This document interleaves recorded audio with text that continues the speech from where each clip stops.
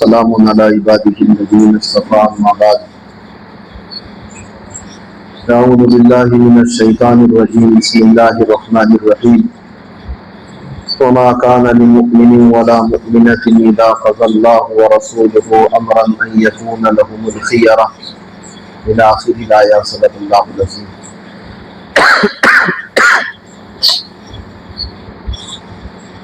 تو گزشتہ ہفتے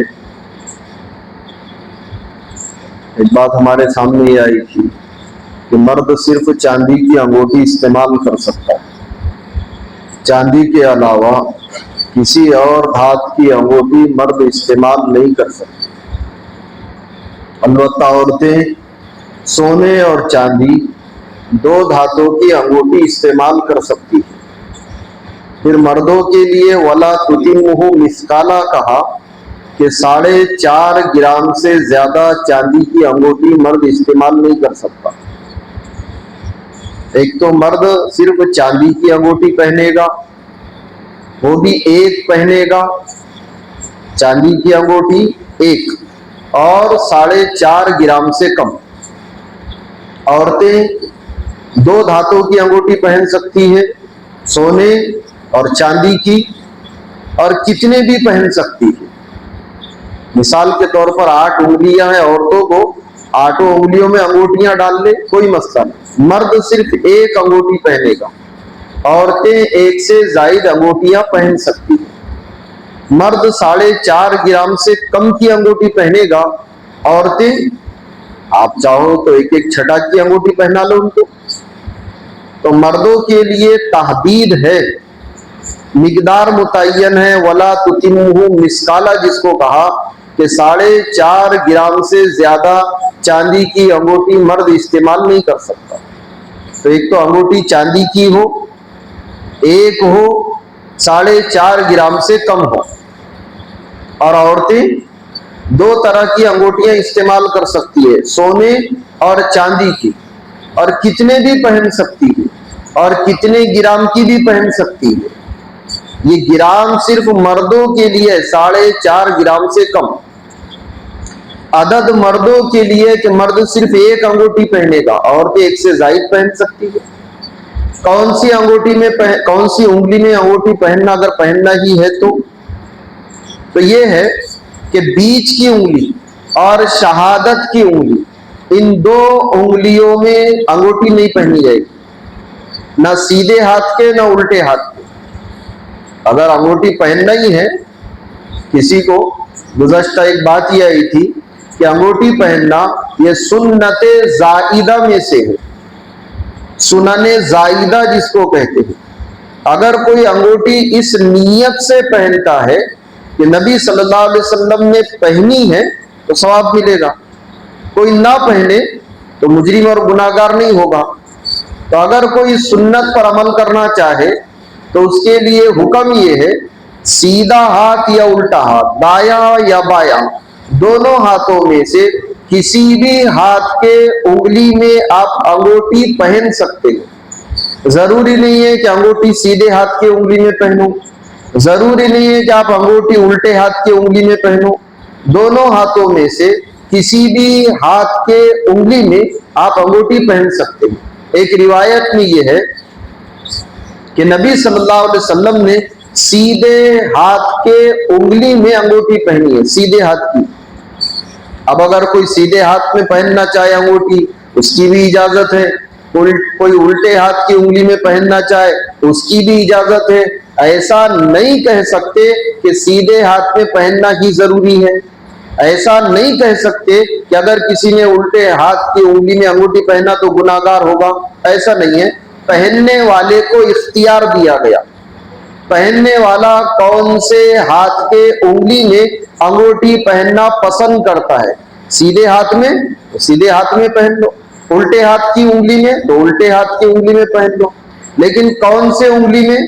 تو انگوٹھے کو ابہام کہتے ہیں، انگوٹھے میں انگوٹھی نہیں پہنی جائے گی. اسی طریقے سے یہ سبابہ جس کو ہم شہادت کی انگلی کہتے ہیں، اور وسطی جس کو بیچ کی انگلی کہتے ہیں، ان 2 انگلیوں میں بھی انگوٹھی نہیں پہنی جائے گی. اب انگوٹھی پہننے کے لیے صرف 2 انگلیاں بچے، ایک چھوٹی انگلی جس کو چھنگلی کہتے ہیں، جس کو ہم اپنی زبان میں کرونگلی کہتے ہیں، تو یا تو چھوٹی انگلی یا اس کے بعد کی انگلی، ان دو انگلیوں میں سے کسی ایک انگلی میں ہم انگوٹی پہن سکتے ہیں۔ باقی رہا بیچ کی انگلی، شہادت کی انگلی اور انگوٹھا، ان تین، یہ مردوں کے لیے، ان تین انگلیوں میں انگوٹھی پہننا مردوں کے لیے مناسب نہیں ہے۔ یہ کہا جا سکتا ہے کہ بھئی اس کا یہ عمل مکروہ ہے، ناپسندیدہ ہے۔ تو اب انگوٹھی سیدھے ہاتھ میں بھی پہن سکتے، الٹے ہاتھ میں بھی پہن سکتے۔ انگلی کون سی؟ تو یا تو چھوٹی انگلی جس کو ہم کرونگلی کہتے ہیں، اردو میں اس کو چھنگلی کہتے ہیں، یا اس کے بعد کی انگلی۔ ان دو انگلیوں میں سے کسی ایک انگلی میں مرد انگوٹھی پہن سکتا ہے۔ گزشتہ ایک بات یہ آئی تھی کہ جب انگوٹھی پہننا ہی ہے تو اس کا جو نگینہ رہے گا، ما یلی یا بطن الکف، یعنی نگینہ جو رہے گا وہ ہتھیلی کی طرف رہے گا، اوپر کے حصے میں نگینہ نہیں رہے گا۔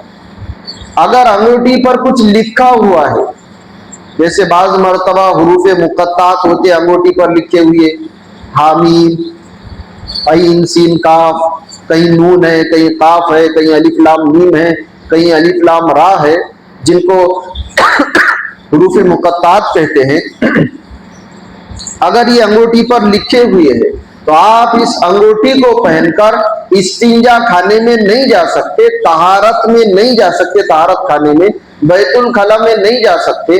اب اس انگوٹھی کو نکال کر یا تو باہر رکھنا پڑے گا یا انگوٹھی کو نکال کر اپنے جیب میں رکھنا پڑے گا۔ انگوٹھی پہن کر استنجا خانے میں، طہارت خانے میں آپ نہیں جا سکتے اگر انگوٹھی پر کچھ لکھا ہوا ہو، کچھ بھی لکھا ہو، صرف اتنا لکھا ہوا ہے قاف، صرف اتنا لکھا ہوا ہے نون، صرف اتنا لکھا ہوا ہے الف لام میم، تو بھی، جس کو حروف مقطعات کہتے ہیں، اگر انگوٹھی پر کوئی اسلامی نام ہے تو اس انگوٹھی کو پہن کر آپ استنجا خانے میں اور طہارت خانے میں نہیں جا سکتے، آپ کو انگوٹھی نکالنی پڑے گی۔ ابو داؤد میں یہ ہے کہ نبی صلی اللہ علیہ وسلم جب استنجا کے لیے جاتے، پیشاب پاخانے کے لیے جاتے، تو انگوٹھی کو اتار کر باہر رکھتے تھے۔ آپ نے جذبے میں بتانا، نہیں تو ہم جائے گی استنجا کے لیے، انگوٹھی کو باہر رکھے گی، واپس آنے کے بعد میں خالی جگہ دکھے گی، ہم کو پور کرو اس کو۔ اس وقت میں ایسا نہیں تھا، امن ہی امن تھا۔ ہمارے یہاں تو چپلیں تک محفوظ نہیں ہے، انگوٹھی وہ تو چاندی کی ہے۔ تو نبی صلی اللہ علیہ وسلم جب استنجا کے لیے جاتے تو دیوار پر یا کسی اونچی جگہ پر انگوٹھی کو رکھتے تھے۔ اب ہمارے لیے دو صورتیں، کوئی جیب میں رکھ لے، جیسے ہم گلے میں تعویذ ڈالتے ہیں تو تعویذ پہلے اس میں پلاسٹک لگا ہوا ہے، پھر کپڑا لگا ہوا ہے، پھر اس کو سیا ہوا ہے، اب تعویذ پہن کر استنجا خانے میں جا رہے ہیں، جائز ہے۔ تو ایسے اگر کوئی انگوٹھی کو اپنے جیب میں ڈال لے اور جیب میں ڈالنے کے بعد اگر استنجا خانے میں جائے تو اس کی اجازت ہے۔ البتہ عورتیں سونے اور چاندی کے علاوہ، گزشتہ بھی شاید آپ کو یاد ہوگا، کسی بھی دھات کی انگوٹھی نہیں پہن سکتی۔ اور ہم نے اس سے گزشتہ بھی یہ بات کہے تھے کہ بھائی آپ اس کو مکروہ نہ سمجھے، علماء نے اس کو ناجائز اور حرام لکھا، اس لیے گھر پہ جانے کے بعد ہم عورتوں کی انگوٹھیوں کو ٹٹولیں۔ اگر انگوٹھی سونے اور چاندی کے علاوہ ہے، پھینک دو آپ اس کو، انگوٹھی کو، ہاں پھینک دو آپ اس کو۔ اگر انگوٹھی سونے اور چاندی کے علاوہ ہے تو عورتوں کے لیے استعمال جائز نہیں ہے۔ ہاں، عورتیں سونے اور چاندی کے علاوہ جو دیگر دھاتیں ہیں اس کی چوڑی پہن سکتی ہے، انگوٹھی نہیں۔ بالی پہن سکتی ہے، انگوٹھی نہیں۔ ناک کی نتھنی پہن سکتی ہے لیکن انگوٹھی نہیں۔ انگوٹھی یا تو سونے کی یا چاندی کی۔ اس کے علاوہ بھی چند چیزیں ہیں، لیکن چونکہ ابھی یہ جو چل رہا ہے سفر کا مہینہ چل رہا ہے، اگلا مہینہ آئے گا ربیع الاول کا، ربیع الاول کے متعلق ہم کو کچھ باتیں سمجھنی ہے۔ تو عام مسئلہ انگوٹھی کا، اور اس کے علاوہ کچھ چیزیں اور گزشتہ آئی تھی وہ رہ گئی، کبھی موقع ملا تو ہم اس کو سنیں گے۔ نبی صلی اللہ علیہ وسلم کے جو پردادا ہے ان کا نام ہاشم تھا۔ ہاشم اصل میں کہتے ہیں چورا کرنا کسی چیز کو۔ جب ان کے علاقے میں قحط سالی پڑی تھی تو یہ غریبوں کو شوربے میں روٹی چور کر کھلایا کرتے تھے، اس لیے ان کا نام ہاشم رکھا گیا۔ بہت زیادہ سخی تھے۔ اس وقت میں ایک آدمی تھا بنو امیہ، وہ ان سے حسد کیا کرتا تھا. اب وہ بھی بہت زیادہ مالدار تھا, یہ اپنے علاقے کے سردار تھے, وہ بھی اپنے علاقے کا بہت مالدار آدمی تھا. اب ابو امیہ کو ان پر حسد ہو گئی, اس نے بھی غریبوں کو کھانا کھلانا شروع کیا, لیکن جس کی نیت خراب ہو تو اثرات اچھے نہیں ہوتے. ہاشم کا مرتبہ بڑھتا گیا, لوگوں کے دلوں میں جگہ پکڑتے گئے, اور ادھر بنو امیہ, اس کے دل کے اندر حسد پیدا ہو گیا, بھائی یہ بھی کھلا رہا ہے, میں بھی کھلا رہا ہوں, لوگ اس سے جڑتے جا رہے ہیں, مجھ سے دور ہوتے جا رہے ہیں. یہ جو آپ نے سنا ہوگا ابو جہل, بنو امیہ, اور یہ بعد میں جو اختلاف پیدا ہوا جنہوں نے نبی صلی اللہ علیہ وسلم کی نبوت کا انکار کیا, اس کی شروعات یہاں سے ہوئی تھی. شروعات کہاں سے ہوئی تھی؟ کھانا کھلانے پر. آپ کو یاد ہوگا اس سے پہلے بھی یہ بات کہی گئی تھی کہ ابو جہل دنیا بھر کا نکما, دنیا بھر کا گھٹیا قسم کا آدمی تھا, لیکن اس کا مزاج یہ تھا, اس کی چاہت یہ تھی کہ آنے والے مہمان میرا کھانا کھائے. کتنا برا کہتے ہیں ابو جہل کو. ابو جہل کا جب کتاب میں نام آتا ہے نا, تو اس کے آگے کیا آتا ہے؟ لعنت اللہ.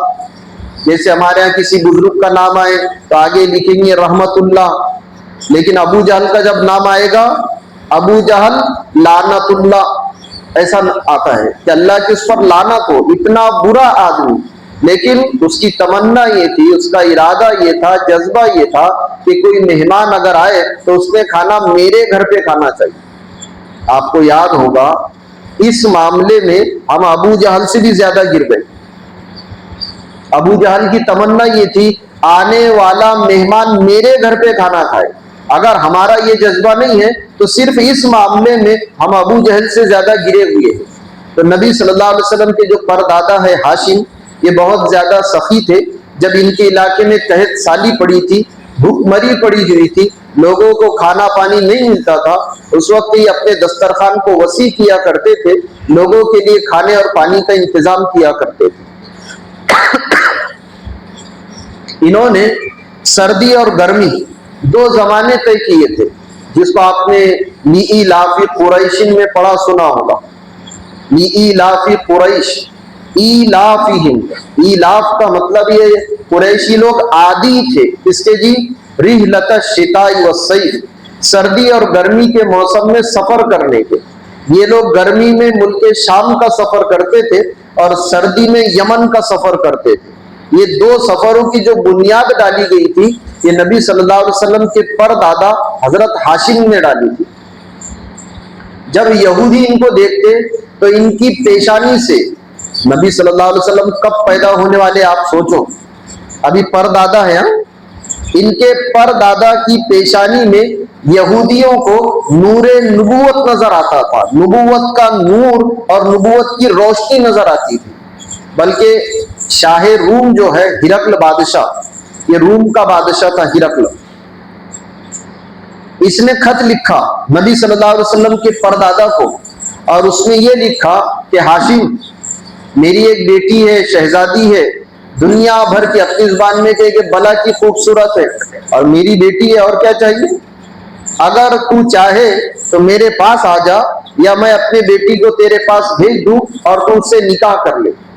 اور ہرقل کا, روم کے بادشاہ کی صرف چاہت یہ تھی کہ ہاشم کے پیشانی پر جو نور ہے وہ منتقل ہو کر میرے بیٹی کے پیٹ میں آ جائے, تاکہ وہ نبوت میرے گھرانے میں منتقل ہو. آپ اندازہ لگاؤ, بادشاہ ہرقل جس کو کہا جاتا ہے. تو ہرقل نے خط لکھا ہاشم کو, نبی صلی اللہ علیہ وسلم کے پردادا کو, اور یہ کہا, چونکہ یہودیوں نے تورات اور انجیل اور کتابوں کو دیکھ کر اور پھر ان کے پیشانی پر اس نور کو دیکھ کر محسوس کیا تھا, ایسا لگتا تھا یہی وہ آدمی ہے کہ جس کی اولاد میں ایک آدمی پیدا ہوگا جو نبوت کا دعویٰ کرے گا اور اللہ اس کو نبوت سے سرفراز کرے گے. تو بادشاہ نے خط لکھا, انہوں نے انکار کر دیا کہ میں تیری بیٹی سے شادی نہیں کر سکتا. اب ایک مرتبہ یہ سفر میں گئے, بازار سے گزر رہے تھے, ایک خاتون پر نگاہ پڑی ہاشم کی. پوچھا بھائی کس کی بیٹی ہے, کون ہے, شادی شدہ ہے, غیر شادی شدہ ہے؟ تو لوگوں نے کہا ہے تو شادی شدہ, لیکن اس کے شوہر نے اس کو طلاق دے دی. کارگزاری لی, اخلاق کیسے ہیں, اطوار کیسے ہیں, اس کا کردار کیا ہے, لوگوں نے بہت تعریف کی. پیغام بھیجا اس کے گھر پہ, انہوں نے، کیونکہ یہ تو اپنے علاقے کے بہت مانی جانی، بہت مشہور شخصیت تھی، بہت معروف تھے اور سردار تھے، سخاوت میں بہت مشہور تھے، تو جیسے انہوں نے سنا کہ بھئی ہاشم کا پیغام آیا، وہ تیار ہو گئے۔ تیار ہونے کے بعد میں اب وہیں پر رہے، حمل ٹھہرا، یہ سفر میں گئے۔ سفر میں جانے کے بعد میں غزہ کے قریب میں ان کا انتقال ہو گیا تھا، نبی صلی اللہ علیہ وسلم کے پردادا کا، وہیں پر پھر ان کو دفن کیا گیا۔ ان سے ایک بیٹا پیدا ہوا جس کا اصل نام رکھا گیا تھا شیبہ، جو بعد میں عبد المطلب بنے۔ بعض لوگوں نے یہ لکھا ہے کہ جب یہ پیدا ہوئے تو ان کے سر کے چند بال سفید ہو گئے تھے۔ شیبتن کے معنی سفیدی کے ہیں۔ یہ جب ماں کے پیٹ سے باہر آئے تو ان کے سر کے چند بال، کتنے ہم کو نہیں معلوم، لیکن چند بال سفید ہو گئے تھے، اس لیے ان کا نام شیبہ رکھا گیا تھا، جو بعد میں عبد المطلب کے نام سے مشہور ہوئے، جو نبی صلی اللہ علیہ وسلم کے سگے دادا کہلائے۔ تو اب ابا کا تو انتقال ہو گیا، ماں میکے میں تھی، یہ اپنے ننیال ہی میں رہ گئے۔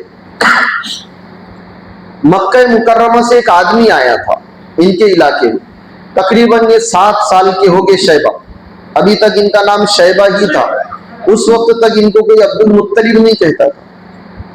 تو یہ تیر انداز بہت اچھے تھے، جب بھی تیر چلاتے، اگر 99 جگہ 100 جگہ اگر تیر مارتے تو اس میں سے 99 مرتبہ تیر نشانے پر لگتا تھا، 99 مرتبہ ایسا نشانہ تھا۔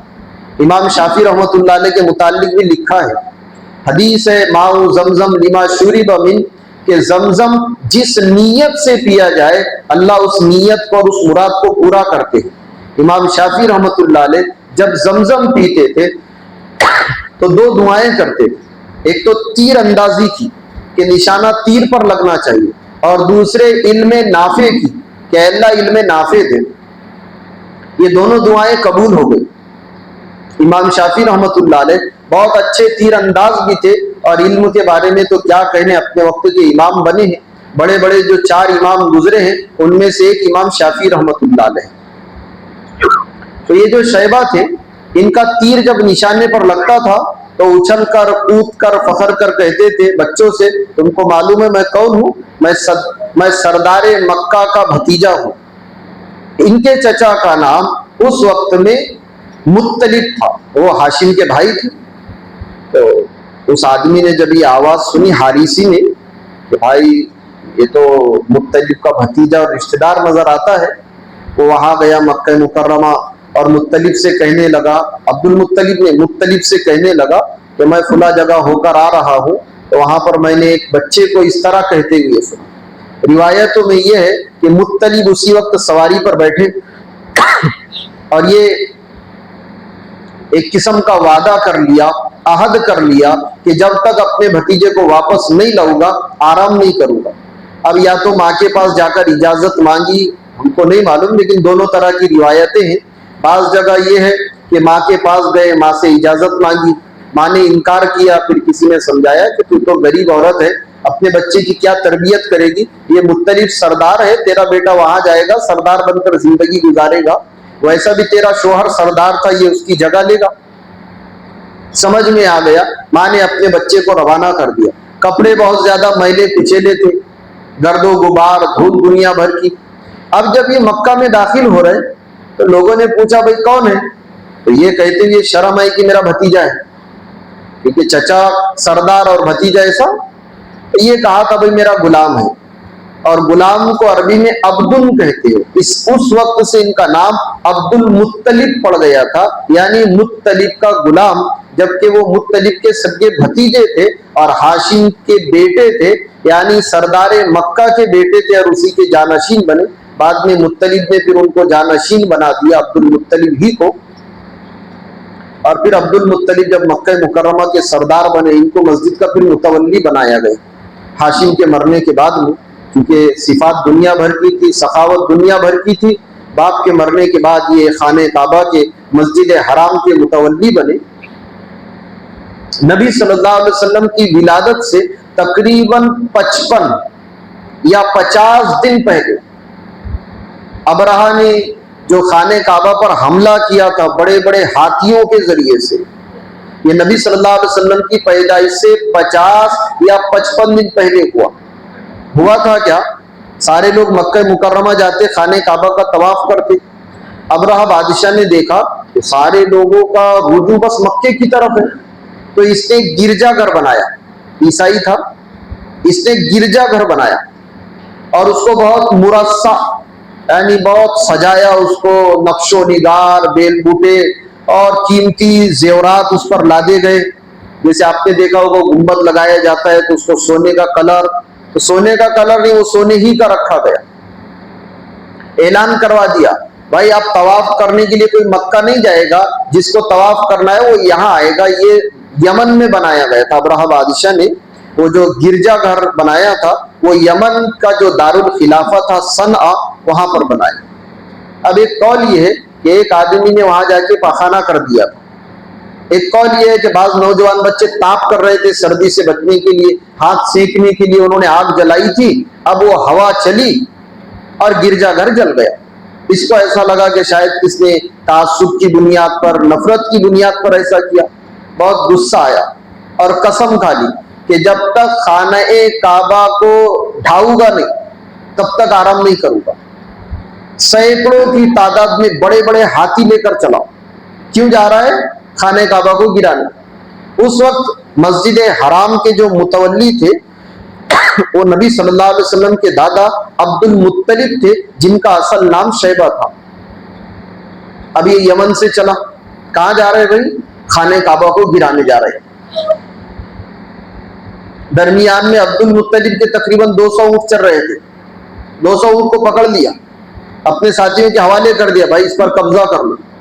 عبد المطلب کے علاوہ بہت سارے لوگوں کے جن کے اونٹ راستے سے ملتے تھے سب پر قبضہ کرتے جاتا.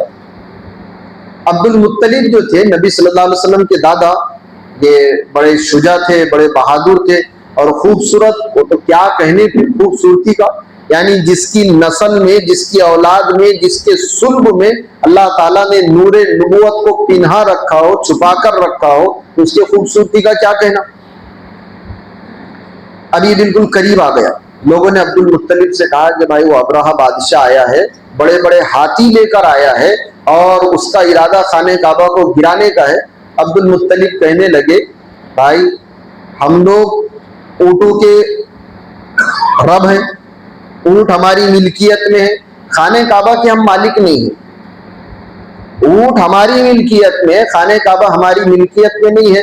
خانہ کعبہ اللہ کا گھر ہے، اللہ اس کی حفاظت کرے گا، تم کو کچھ کرنے کا نہیں، بس دعا کا اہتمام کرو. پھر اس لوگوں نے کہا کہ چلو ابرہہ سے جا کر بات کرتے ہیں.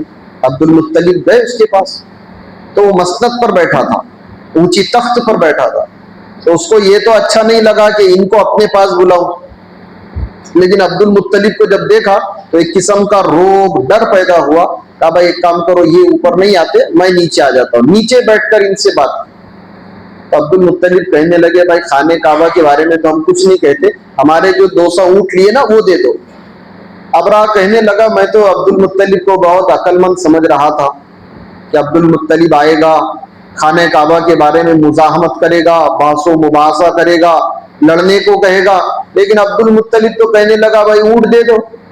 عبد المطلب کہنے لگے انا رب الابل، میں اونٹ کا مالک ہوں، کعبے کا مالک نہیں، اس لیے مجھے اونٹ کی فکر کرنی چاہیے. کعبے کی میں اس کی فکر کروں گا جس کا میں مالک ہوں، کعبے کی وہ فکر کرے گا جس کا وہ مالک ہے. اتنا کہنے کے بعد عبد المطلب اونٹ لے کر چلے گئے. لوگوں سے کہا کعبہ خالی کر دو، مکہ خالی کر دو. سارے مرد عورتیں مکہ چھوڑ کر باہر، سب جنگلوں میں چلے گئے. انہوں نے مخصوص لوگوں کو لیا اور لینے کے بعد کہا بھائی خانہ کعبہ کی دیواریں پکڑو اور جتنا گریا اور زاری کر سکتے، جتنا رو سکتے رو دھو لو، اپنے رب کو منوا لو. دعا ہوئی، اس کے بعد یہ لوگ وہاں سے نکل گئے. اب جب وہ ابرہہ بادشاہ قریب میں آیا، قریب میں ایک مرتبہ علم ترا کا پورا ترجمہ اور پوری تفسیر دیکھ لینا آپ. اللہ فرماتے ہیں علم ترا کیف فعل ربک باصحاب الفیل، کیا آپ نے نہیں دیکھا، کیا آپ نے نہیں دیکھا کہ کیا کیا آپ کے رب نے ہاتھی والوں کے ساتھ. علم یجعل کیدہم فی تضلیل، کیا اللہ نے ان کے مکر کو، کیا اللہ نے ان کی چال کو، ان کے فریب کو، ان کے دھوکے کو غلط ثابت نہیں کیا. ارسل علیہم طیرا ابابیل، اللہ نے उन पर परिंदे भेजे। हम क्या समझते हैं भाई अबाबिल कोई चिड़िया होगी। अबाबिल का यहाँ तर्जुमा किया गया झुंड के झुंड, एक परिंदा नहीं था, तैरन परिंदे भेजे गए चिड़िया के बराबर। कौन सा परिंदा था उसको सिर्फ अल्लाह जानते हैं। ये जो अबाबिल हमारे जहनों में है कि भाई वो हाथियों को मारने के लिए अबाबिल परिंदा आया था, अबाबिल का तर्जुमा यहाँ कोई मखसूस परिंदा नहीं है। अबाबिल का मतलब है झुंड के झुंड। कैसे जब परिंदों की जब जमातें चलती है तो बड़ी मिकदार में, तो बड़ी मिकदार को अबाबिल कहा गया। अल्लाह फरमाते अरसला अलैहिम तैरन अबाबिल, कि हमने उन पर झुंड के झुंड परिंदे भेजे। और कैसे भेजे? तरमीहिम बिहिजारतिन मिन सिज्जील, वो मिट्टी और वो भी खंगर किया।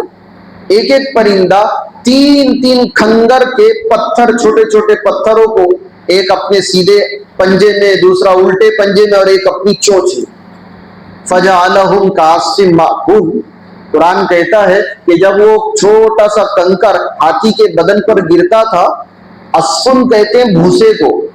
भूसा समझ में नहीं आया तो थोड़ी देर के लिए कुटार समझ लें। और माकूल के माना खाया हुआ, हम जानवर को कुटार डालते हैं, फिर वो खाने के बाद में आप देखो और ज्यादा बारीक हो जाता है। तुअर का कुटार डाले हमने जानवर के सामने, जानवर उसको खा ले, अब जो बचा है ना उसको माकूल कहा गया। यानी जब वो पत्थर, जरा सा पत्थर, हाथी कितना बड़ा, कितने क्विंटल का होगा एक हाथी, वो पत्थर जब हाथी के बदन पर गिरा, फजअलहुम काअस्सिम माकूल, तो खाए हुए भूसे की तरह हो जाता था। एक एक चिड़िया तीन तीन हाथियों के खत्म और मौत का सबब बनी, एक एक परिंदा। अल्लाह फरमाते हैं क्या तुमने नहीं देखा कि हमने हाथी वालों के साथ क्या किया और इस तरीके से अंजाम हुआ। फिर अबराहा बादशाह, उस पर भी एक आध पत्थर गिरा होगा, उसका बदन तो सड़ गया था ऐसे, यानी बदन के आज़ा उसके कट कट कर गिरते थे। बहुत ज्यादा बुरी मौत, यानी उसको कहा जाएगा इहानत आमेज, जिसको कहा जाएगी बहुत ज्यादा जलील करने वाली, रुसवा करने वाली मौत। क्यों जी? अल्लाह के घर को गिराने जा रहे थे, तो ये अंजाम हुआ उसका। तो नबी सल्लल्लाहु अलैहि वसल्लम के जो दादा थे अब्दुल मुत्तलिब, गुज़श्त आपको याद होगा, इनके बारे में पूरी बात तफसील से आई थी। इनको 10 बेटे हुए थे एक साथ, 10 के 10 बालिग हुए। उनमें से एक बेटे थे अब्दुल्ला। अब्दुल्ला ये 25 साल की उम्र ही में दुनिया, इनका इंतकाल हो गया। एक मर्तबा जब ये जा रहे थे मदीने मुनव्वरा के गली में, तो एक खातून जिसका नाम फातिमा था, उन्होंने इनको आवाज दी अब्दुल्ला को और कहा कि अब्दुल्ला 100 ऊँट दूंगी, 100 मैं दूंगी, महर में तुझे नहीं देना, 100 ऊँट मैं तुझे दूंगी, उससे शादी कर। कहने लगे कि मैं शादी नहीं कर सकता। तो आपको ताज्जुब होगा, एक किताब में यहां तक लिखा हुआ है भाई अगर शादी नहीं कर सकता वैसे मुझसे अपनी जरूरत पूरी कर ले। तो कहने लगे कि हराम काम मैं नहीं कर सकता, चले गए। आगे जाने के बाद में फिर उनका रिश्ता हुआ। जब वापस आए तो औरत कहने लगी कि अब्दुल्ला, तो तेरे पेशानी पर जो नूर था वो नजर नहीं आता, 3-4 दिन पहले तेरे पेशानी पर जो नूर था वो नूर नजर नहीं आता। तो उलमा ने लिखा है कि अब वो नूर अब्दुल्ला के पेशानी और सुल्ब से निकलकर बीबी आमिना के रहम में मुंतकिल हो गया था, यानी माँ के पेट में मुंतकिल हो गया। नबी सल्लल्लाहु अलैहि वसल्लम के पैदाइश के जो असबाब है ना, आप एक आध बार अगर गौर करेंगे, अल्लाह, हर चीज आला दर्जे की मिलेगी आपको, हर चीज आला दर्जे की। उलमा ने लिखा है मा बगत इमराअतु नबिय्यिन कत्तु, शुरू से लेकर नबी सल्लल्लाहु अलैहि वसल्लम तक दरमियान में कोई औरत आपको जानिया नहीं मिलेगी, सारे के सारे पाक दामन मिलेगी। नबी सल्लल्लाहु अलैहि वसल्लम के परदादा को जीना की दावत दी गई, अब्बा को जीना की दावत, 100 ऊँट की लालच दी रहा है, 100 ऊँट। एक ऊँट की कीमत देखो आप कितनी है, 100 ऊँट। औरत कह रही 100 ऊँट दे दोगी मुझसे शादी कर लो। कहने लगे शादी नहीं कर सकता। फिर शादी का इंतजाम कैसे हुआ? तो इनके रिश्तेदारी में एक आदमी था जिसका नाम था वहाब इब्ने अब्दे मनाफ, और उन्हीं का एक भाई था जिसका नाम था वुहैब इब्ने अब्दे मनाफ, एक वहाब और एक वुहैब। तो वहाब की बेटी का नाम आमिना था और वुहैब की बेटी का नाम हाला था। याद होगा आपको, निकाह के मौके पर भी एक मरतबा ये बात कही गई थी। दोनों बाप बेटे गए लड़की देखने के लिए। देखे पहले वहाब की बेटी आमिना بیٹے کے لیے پسند کر لی اور چھوٹے بھائی کی بیٹی ابا اپنے لیے پسند کر رہے، ایک مجلس میں باپ اور بیٹے کا نکاح ہو رہا ہے، ایک مجلس میں، نہیں سمجھے آپ؟ ایک مجلس میں، جس مجلس میں عبداللہ کا نکاح، اسی مجلس میں عبد المطلب کا نکاح ہوا۔ آپ سوچ رہے ہیں کہ عبداللہ کیسا پیدا ہو گئے؟ تو ان کے یہاں بہت سارے نکاح ہوا کرتے تھے۔ جب ان کے بیوی کا انتقال ہوا عبد المطلب کے، تو جب بیٹے کے لیے گئے نا لڑکی دیکھنے کے لیے، تو وہاب ابن عبد مناف کی بیٹی آمنہ عبداللہ کے لیے چنی گئی، اور وہیب ابن عبد مناف کی بیٹی حالہ عبد المطلب اپنے لیے اس کا انتخاب کر رہے تھے۔ ایک مجلس میں دونوں کا نکاح ہو رہا ہے، باپ اور دونوں کا نکاح ہو گیا۔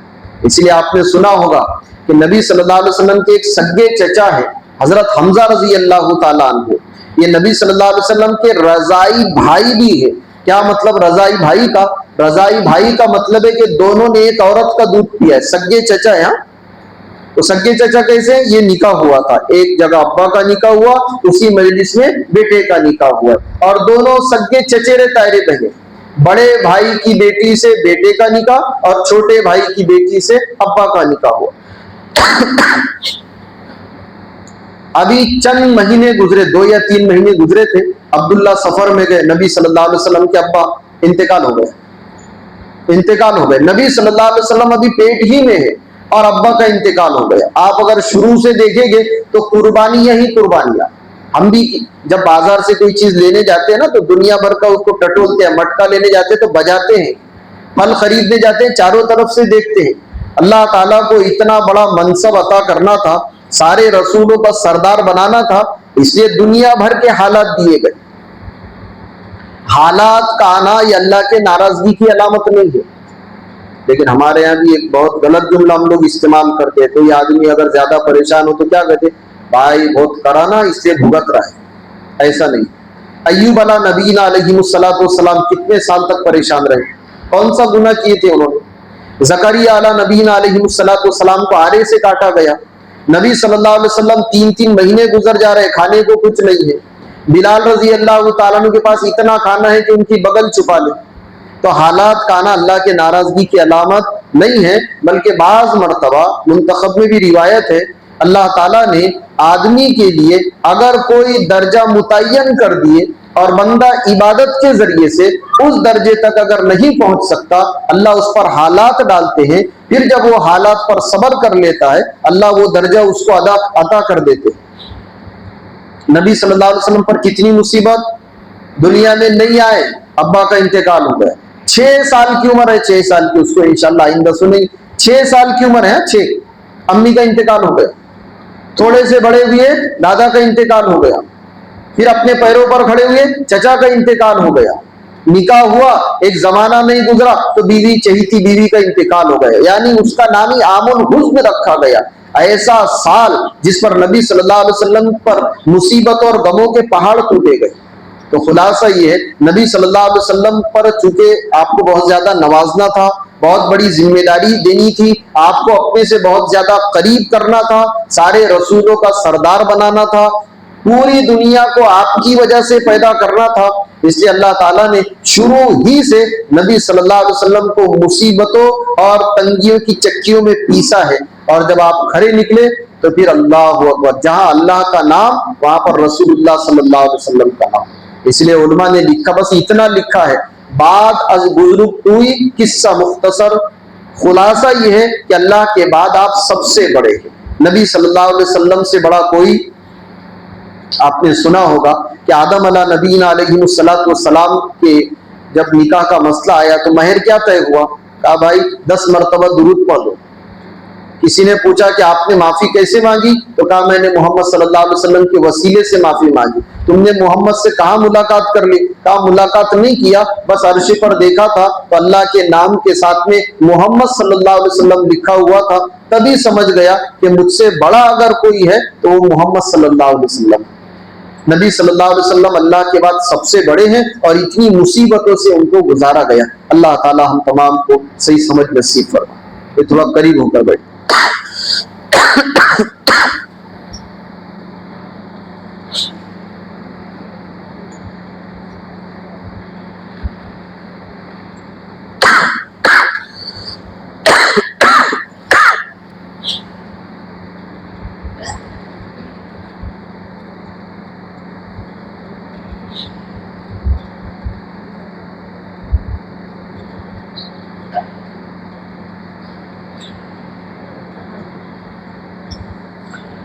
गुज़श्ता भी एक बात आई थी कि जिन लोगों पर हज फर्ज है उन्होंने हज की तैयारी करना चाहिए। आप सोच रहे हैं भाई कमेटी से तो फार्म भरना बंद हो गए, कमेटी की तो तारीख चलेगी फार्म की, आप टूर से इंतजाम करें। जिस टूर पर आपको एतमाद है आप उन टूर वालों से जुड़े, तहकीक करें थोड़ा सा। लेकिन अगर हज फर्ज है तो पहले हज करना चाहिए। गुज़श्ता ये बात आई थी कि एक आदमी ने अगर मकान बनाने के लिए पैसे उठाकर रखे, मकान बनाने के लिए पैसे उठाकर रखे और अभी मकान का काम शुरू नहीं हुआ और हज के फार्म भरने की तारीखें शुरू है, तो उनको पहले हज का फार्म भरना चाहिए, आने के बाद मकान की तामीर करना चाहिए। अगर किसी ने बेटी की शादी के लिए पैसे उठाकर रखे हैं, रिश्ता नहीं हुआ, हज के फार्म भरने की तारीख शुरू है, पहले हज का फार्म भरना चाहिए, आने के बाद में निकाह की फिक्र करना चाहिए। हाँ, अगर शादी की तारीख तय हो गई, रिश्ता तय हो गया, तो फिर बेटी की शादी की फिक्र करें। मकान का नक्शा आ गया, गड्ढे खोद दिए, कॉलम तैयार हो गए, तो अब मकान की फिक्र करें। लेकिन अगर ऐसा नहीं है तो पहले हज का फार्म भरना चाहिए। तो जिन लोगों पर हज फर्ज है, अब कमेटी की तो तारीख चली गई, लेकिन टूर बहुत सारे काबिल एतमाद टूर मिलेंगे आपको, थोड़ा सा आप तहकीक कर लें। जो जाने वाले लोग हैं, जानकार लोग हैं, आप उनसे राब्ते में रहे, पूछें उनसे, एतमाद हो तो टूर से जाना चाहिए। जहनों में ये बात होगी भाई टूर से जाएंगे तो पैसे ज्यादा जाएंगे, टूर से अगर पैसे ज्यादा जाते हैं तो सवाब भी आपको ज्यादा ही मिलेगा कमेटी के मुकाबले। वैसा भी जो मुतवस्सित दर्जे और आला दर्जे के मालदार है, उन्होंने कमेटी से हज को नहीं जाना चाहिए, उन्होंने टूर ही से जाना चाहिए। कमेटी तो जो छोटे दर्जे के मालदार है, जिन पर हज फर्ज है, आप उनके लिए कमेटी को रखिए। लेकिन जो आला दर्जे के मालदार है, तो उन्होंने तो टूर ही से जाना चाहिए। हमारे रिश्तेदारों में ऐसे लोग जिनके पास तकरीबन 5 एकड़ खेत है या 10-1 लाख रुपए की कीमत पैसे हैं उनके पास, चाहे रुपयों की शक्ल में हो, सोने की शक्ल में हो, जायद मकान की शक्ल में हो, जायद प्लाट की शक्ल में हो, और वो मकान और प्लाट उन्होंने बेचने की नीयत से खरीद रखा है, ऐसे आदमी पर हज फर्ज है। हम सब की जिम्मेदारी है कि हम उनके हज की तश्कील करें। अगर हमारी ऐसी हालत है अपने हज की फिक्र करना, हमारी ऐसी हालत नहीं है, हमारे रिश्तेदारों में किसी के पास इतना माल है, तो हम उसके हज की तश्कील करेंगे सब। और हज फर्ज होने के बाद अगर हज नहीं किया गया, अल्लाह हम सब की हिफाजत करे, मौत ईमान पर आएगी, ये बहुत मुश्किल काम है। जिस आदमी पर हज फर्ज हो, हज किए बगैर मर जाए, उसकी मौत ईमान पर आए, ये बहुत मुश्किल काम है। उसकी मौत यहूदियत पर भी आ सकती है, नसरानियत पर भी आ सकती है, कुफ्र पर भी मर सकता है, शिर्क पर भी मर सकता है, यानी इस्लाम के अलावा किसी भी मजहब पर उसकी मौत आ सकती है, लेकिन इस्लाम पर मरने वाला नहीं। रोजाना की मुलाकातों में गुज़श्ता भी ये बात कही गई थी, जाम चिल्ले 4 महीने अंदरून बैरून की तश्कील करते हैं, वहीं पर ऐसे लोग जिन पर हज फर्ज है उनकी हज की तश्कील करना चाहिए। अल्लाह अमल की तौफीक अता फरमाए।